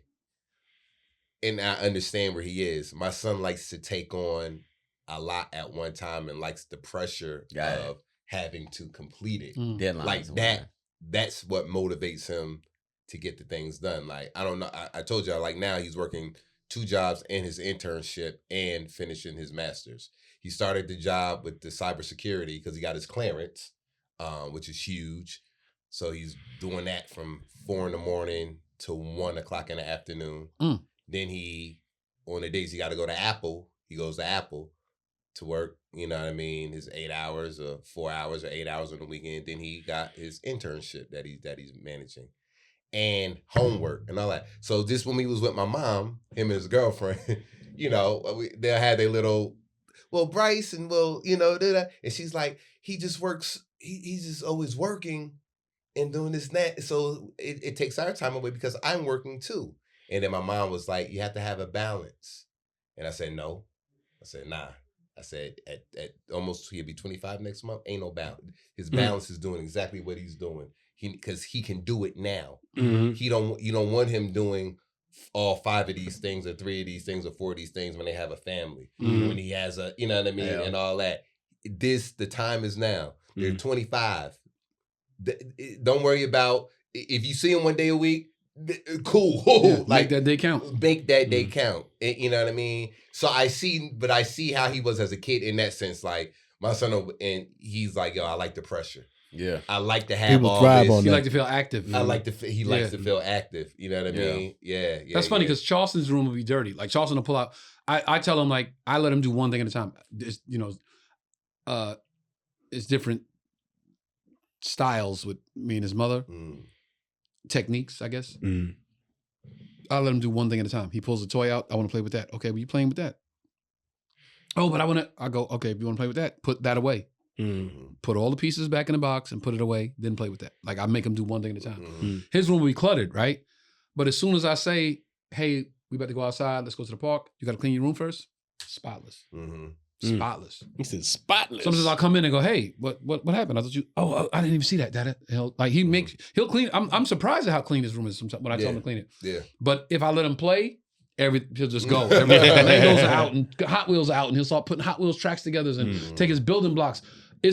I look at it as the creativity because he'll take his building blocks out and say, Dad, I'm gonna build a skyscraper and stack his building blocks up, right? But then he'll take his Hot Wheels out and put tracks going through the building blocks. Like I made a city, so I'm like, I can't stifle that. I gotta let him go. He can see. He's visualizing.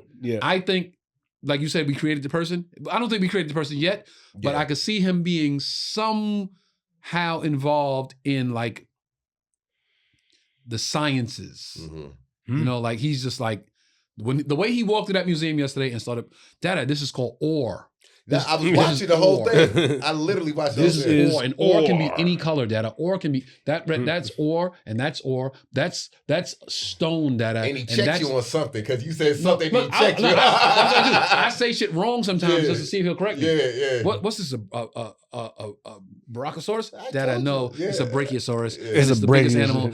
Wait, which one is it? Which one is the Tyrannosaurus Rex? Dada, that's clearly the Tyrannosaurus Rex, and that's the Triceratops because it has the 3 things on the top. Right. Oh man, this kid. Hey man, I enjoy watching you guys. I kind of little vicariousness because I don't have any children. If I have any children, I'm gonna be an old dad. I'm gonna be an on old dad, nigga. Be a dad. Walking through that. Don't be an old dad. Be a dad. Well, you know what I'm saying. Yeah, I know what you're saying. But I'm gonna be walking in the damn museum. Amazing. Like the stuff they hold, like the youth, we probably feel like it's useless, but like they hold so much random information. My son can tell you about all the Pokemon cards and a little power underneath it and all that stuff like that. And I think like, damn, that's so much knowledge y'all possess that'll all get replaced by titties in like 10 years. You won't ever think about that Pokemon card again after 1 set of titties. Put my Charizard. Fuck Charizard. Or it's gonna be Pokemon with titties. Ain't no way. All that brain space get just that you a man. Now you a man. Now you forgot all about the Pokemon. Wait. Perfect segue. We didn't plan this, y'all. Perfect segue. Speaking of titties. Oh shit. Because we got a little bit of time left. left. So we talked about this on the episode 4 episodes ago. Okay. That Vivica Fox said she is 60 years old and now she is in a space in her life where she's ready to get married. Right? Did we talk about that? Yeah, we did. And now it has come out within the last week or so that she has recently gotten a BBL. It's been there for a while. It's been there for a while? I've seen the. She had it for a while? I've seen it. Yeah. Okay, so Fox and I were talking earlier. She says she's in a space to get ready to get married, right? And now comes the BBL. Why the BBL at 60? Were you so insecure about how you looked, and since you're in this space of ready to be married, that you think this is an enhancement, right? Second question: why the BBL at 60? Well, at 60, she said she wanted to. Anyway, you know what? I don't like to be like you guys. Oh yeah. I don't like to not have the facts. Don't have all the facts. I don't know that she is 60, but why the BBL so late in life? Let's say that. So, what is it changing for the game? I've made some statements in defense. What were the statements you made? First of all, Vivica is Vivica Fox. And what does that mean? It means that she has a body of work, and she's, all about her career. Yeah, so we know your body of work doesn't have anything to do with your relationships. It doesn't. But what I was about to say is, in a way, she gave all that up. She gave all that up to focus on her career. Okay. That is a reoccurring theme in a lot of young ladies to up in more mature ladies' lives. I'm going to focus on my career. You do that. And now you want to settle down. Now, I said there's nothing wrong with that because you still want that companionship no matter what age that you are in. So wait. Sorry. There's nothing wrong with sacrificing. But the BBL. No, I haven't got to the BBL yet. Just so I'm clear. There's nothing wrong with sacrificing being in a relationship early to focus on your career. That's not what I'm saying. What are you saying? I'm saying if you sacrifice your, you don't want a family now, I want to do the career thing. That's what I'm saying. So you focus on career first. There's nothing wrong with wanting to settle down after you've made all that sacrifice. There's nothing wrong with that. Wait. So why not be in a relationship now and have someone to support you while you're focusing on your career? So when you retire, that person's already there. So you're saying it's cooler, it's better or cooler or more understandable to have this whole career with no one there, then retire and go, okay, now somebody come and get me at 60. No, I'm saying she's 60. She can still want a husband. I'm drawing a line. You can, anybody that wants somebody, it's okay for you to want that, regardless of what you did in your youth. And that's fine. But you chose that, but you're wanting that as if you were younger.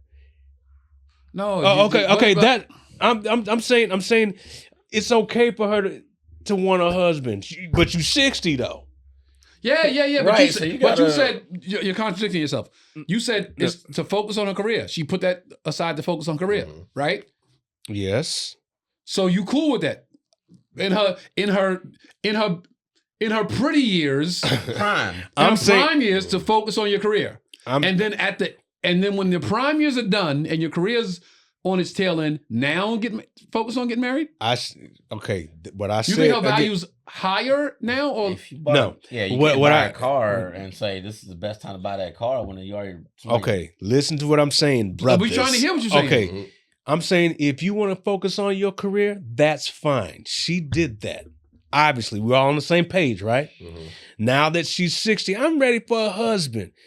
It sounds ridiculous, but she can still want a husband if she wants to. That's what I was saying. I was trying to defend it. Nobody said she couldn't want a husband. Okay, but nobody said she couldn't want. Nobody. People were slamming her to say that, and I said that's when I came to her defense. No, we weren't slamming her. I don't care what they doing. We weren't slamming her. You weren't. Okay, I was talking about in general when I was making the statements. Wait, so you're saying at 60 or 58, I don't have all the facts. All right. She a mature woman. Later in her years. You think she's more likely or less likely to find a husband now? She is 60. You looked it up? You think she's more likely or less likely to find a husband now? Less likely. I think she's less likely. I tried to come to the defense of the people of the noise and said, why are they saying that's Vivica Fox? She can get anybody who she wants. No. Y'all niggas, let me finish the statement. All right, look. She's Vivica Fox. Her name and who she is, I'm thinking you can get anyone. You go, girl. It's like an encouraging statement. Absolutely. Okay, Now I'm just saying. Now, they ain't gonna get the Kill Bill body though. They just not. Mhm. I think she can get somebody, whoever that is. He's got to accept her for who she is, not who she was. That's what I was trying to say. Okay, wait. You just said Fox. You just said this. Yeah. She's Vivica Fox. She can get whoever she wants at 60. And if she can get whoever she wants at 60, that's based on what? Why is she Okay. announcing that she looking for a husband? Again, And she can get who she that's wants? what I was saying before when I was trying to jump to her defense.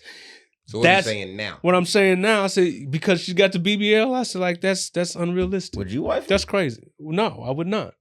She So already she- so she already So has she my cannot have last who she name. want. She already got my last name. There's no reason for me to try to wipe her up. But I'm saying for her to do what it's her prerogative. Let's take it off her. For a woman to be up in age and say she want to get married, okay, that's fine. You want some companionship, that's cool. Yeah, It's not working. Let me go get a BBL. I don't know what the situation. I don't have all the facts. We're not really discussing her wanting to get married at 60. People get married at 80. It's like Why yeah, make people that do get that. married when they want to get married. Why Like make you, that change? you and I are gonna be old husbands, Right. right? We're gonna be old husbands. It is the older you get, the older you get. right? The older We're you gonna be get, older yeah. husbands. Yeah. Nothing wrong with that. Mhm. The BBL at 60. Okay. Why? Yeah. That's Why? that's what makes I me say because you are single still at 60, and you know being in this business and being out here when you're single, that's a young girl's game now. BBLs is a young girl the game. BBL at 60 is to compete. It's To to compete. still keep It's them to compete. it's to Okay, still keep okay. that competition going. You know, because when we grew up, our grandmothers already had a natural BBL at 60. That's where Big Mama got the name Big Mama. You know what I mean? They ain't making them like that no No, more. she didn't have a So, BBL. She Putting just had the a big BBL ass. She was on a fat. granny. It's like saying like, well, if you could put 20s on a Monte Carlo, you could put 20s on a Prius. Like you can't just because you put 20s on anything, ain't gonna make the car look better. But If every you- car won't look better in with her it. mind though, she's like, I'm around this young energy. So I'm you're competing. saying the BBL at 60 is to compete. To compete? So you think so this is random question. Mm. You think she's thinking younger when she thinks husband at 60? You think she's thinking husband at 50-year-old husband? 40, 35. So 40, What she 30. look So for. that's why I need a Yeah. BBL for this. BBLs are attracted you to know a what? certain type of what? dude. And even with the competition too, it's not even to compete with other women. It's competition, but for her, she's probably like, I know these men like asses. Let me. That's what I was. My ass ain't what it once was. I need to try to do what I need to do in order to, You know what else men like? Personality. Yeah. He said Sense of personality. humor. I can't hit your ass all day long, but I can listen to you all day long. I gotta talk to you all day long. I I don't hope know your what makes you conversation, do that. conversation is solid. But Trey, like you said, I think there is an element with that type of thinking. I gotta get a BBL so I can compete. You think with she's these not younger- sorry, but Fox, you think she's not thinking I'm 60? She's just thinking I need this to compete in the game. I'm in the game. Let me clarify. You think she's thinking I'm single? I am amongst the single people. Mhm. I need this to be in the mix with the single people, regardless of her age. Okay. Is she Yeah, like, yo, I feel- need this to be in the mix with the single I people? feel that I could think be that I very think there's a well. little All the bit of available And what you girls got also gotta booty. remember is people don't they forget how old they are. Like They don't see themselves they don't as see whatever year they were themselves born as 60. in. when they see Yeah. themselves I'm in the not mirror. 60. as a Yeah. person. She's still looking like I'm two could play that game. I got 50. So, like, are you talking about when she literally sees herself in the mirror? Like when she's literally looking at herself in the mirror, she sees. You don't see what She you don't don't see know. She doesn't change. see what we see. I mean, there's a certain truth to that, but are you saying she's delusional? Is that No, what you're but saying? people just don't see it because Yeah, it's you don't progressive. see- It's yeah, progressive. She just don't see. My son's 8. I don't think he grew any higher than 2 feet, but apparently he's like 4'6" now. Yeah, but in my yeah, I mind, can he's see that. this tall. I can see that. I can't see growth. Especially being in the industry. Yeah, We don't look at age in the industry. We just look at like, I'm here. Like, Right. we really don't look at like, oh, it's been 10 years. We just be like, all She's right. a player, and You know? since she's a player, you I ain't don't put supposed to an age have on this her. haircut at 50, but it being in the business, like we can do whatever the hell we want to do. You know what I'm saying? But I don't think the BBL thing, the whole phenomena. I think you're doing too much, especially if I can look at it and say, what? If I think you look distorted, I'm thinking you're doing that cosmetically. You're not trying to repair, like I was saying before. If you have to get some kind of body enhancement to correct, like a surgery, some harm or something like you fire, you have to fix, not enhance, but to fix, to look back normal to yourself. That's one thing. But if you're trying to get attention and validation, so you're saying if it's repair, okay, like correct, it's okay with it. Yeah, you had breast cancer, correct? Yeah, like if you're mastectomy, not vasectomy, mastectomy. So you're saying you had them taken off because of breast cancer, you get new ones. That's different. Yeah, that's Fire, different. Replace different. Yeah, but yeah. Just to do it is just to do it, and then if you have that in your mind, and I'm specifically talking about enhance the girth and width of your ass because this is what niggas like. If that is in your mind, that's the misconception. Is that niggas like that? That's the misconception. That's what I'm saying. That's the biggest misconception in the world. That's what I'm saying. If that's in her, that's delusional. Yeah. Who told you that? Yeah. And what low vibrational ass nigga that does like that? Yo, that's the biggest gave you the world. validation, so you should do it too. The chick that a dude could talk to and communicate with, and she holds him down, and she's supportive, and she's funny, and she's pretty, and she's hardworking, and she's God-fearing. Check all those boxes. That guy not gonna go, what's her ass like? Mm-hmm. Trust me. It's the chick that brings very little. That checks very, very few of those boxes. She got to get that ass. Got to get the ass. She can't what talk. I say on stage, it's easier to go to Dr. Miami than it is to go to Dr. Attitude. There it is. I can't change that. I don't want to work on that, so I'll just work on this thing to create the illusion. Just look at the ass and don't worry about my fucking stink ass attitude. Smoke and mirrors. Look at the ass. Don't worry about the fact I can't cook. Look at the ass. Don't worry about the fact that I can't read. Look at the fact. Look at the ass. Don't worry about the fact that I'm not motherly and I can't do anything for our children. Should we have any? But just focus on the ass. But that says a lot about the guy as well. And that's where I'm.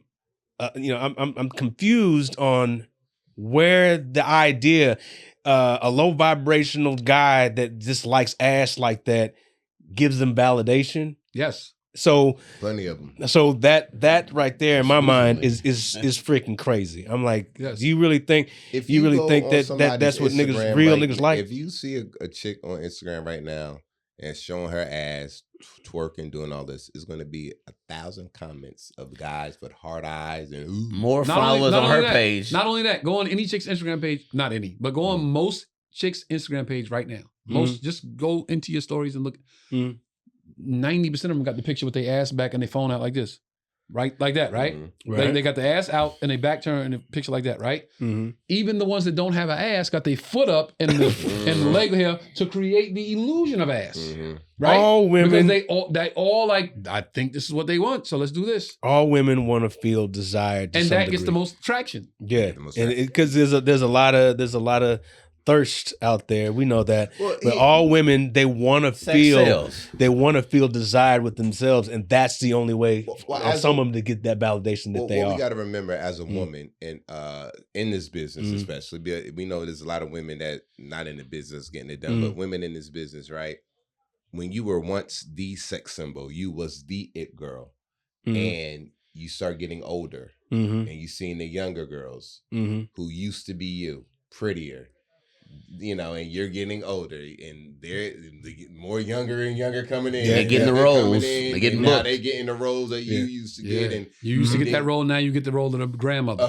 Playing her aunt. The older woman. You get the wrinkle right here. And there's nothing that can make the most sane women insecure, the most prettiest women insecure. Yeah, I really feel like, and when we start getting other guests on here, this is a question I'm going to ask them, but I wonder what kind of toll does that take on them mentally as a woman? Because men, they always say the older we get, we age gracefully. It's like we're like wine, our value increases. I mean, but it made Barry Bonds take steroids. Nigga, like when you lose your sauce, you start looking for shit to get the sauce back. It's just natural. Sylvester Stallone take all kind of steroids, whatever it is, medications and stuff to keep that stocky look so you can do Expendables Vivica, 5. She, she's was one I feel like, because her mentality and attitude wise is still like, I'm I'm still Vivica.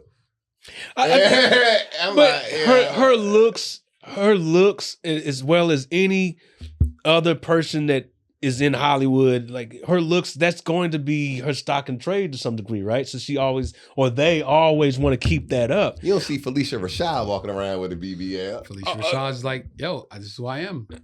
Debbie Queen Allen. Latifah, See, she the equalizer. She ain't gonna get no BBL. she don't need one. No, all I'm saying is it's Listen, man. ridiculous. It's Equalizer ridiculous to BBLs. think We that wish that's her the all we best. want. It was just something to spark a conversation. We wish Mm-hmm. Vivica the best. I hope you find the guy, and I hope he loves you the way you're supposed to be loved. I hope you don't see this episode so you come on this podcast. She already said she wasn't coming on the podcast, Yeah, so yeah. fuck There it. is no age limit on BBLs, so that's good to know. I didn't know that. Yeah. No age limit on BBLs. You I mean, mean- it probably is, but we just don't know what the Yeah. age Well, is. you mean like age limit, like you shouldn't get one or should? What are you talking I'm Like, about? doctor gonna be like, man, my you go to can't put a Miami new right now, ass there's on a you. 75-year-old lady walking on the beach right on BBL. I'm sure there is. I'm sure there The is. doctors ain't turning them down. Like I put Right? those. Tell me where you at. Hey, John Grimes, Mr. Tan Panda. I'm all over LA right now, so just check me out at Mr. Tan Panda. I'll tell you where the next show is. We are in Raleigh, North Carolina, Good Nights Comedy Club this week. No doubt. And I am at the No, I'll go. You end it with yours. Yeah. Good Nights, the new Good Nights. The new Good Nights this weekend in Raleigh, North Carolina. Next weekend, I'm back in Dallas, Texas Trust Arena, Texas Trust Theater, I believe. Yeah. Myself, Dominique, Bruce, Earthquake, the April Fool's Comedy Jam. It's on April 5th. It ain't April Fool's Day. Well, fuck it. The check is going to be That's the from that Fool's right day. there. So, okay. Working, man. The Born to Rock tour is up and running. Still stand behind this. Hardest tour going today. Put it up against anybody's tour. Working on making those what's next come to fruition. We checking a lot of boxes. And thank you to all the subscribers. Thank you to everybody that's viewing. Thank you to the people that are telling their friends to check it out. And thank you to those guys for subscribing once they check it out. Big news from the homie. Yo, this Friday. That's their way of saying we want us out of here. Oh, yeah. This Friday, man. One of my dreams is coming true. Yeah. I will be featuring, open it up for Martin Lawrence at the Chartway Arena in Norfolk, Virginia, man. Appreciate it, man. I'm so excited, looking forward to it, man. So that's where I'll be. Document everything, man. Yeah, Yeah, bad pictures, yeah. bro. Mad pictures. I Bad will. videos. Videos. Yeah. Yo, we'll see y'all next week. Thank you for tuning in to Live in the Green Room. Charleston Rock. I love you very, very much. Peace. Peace.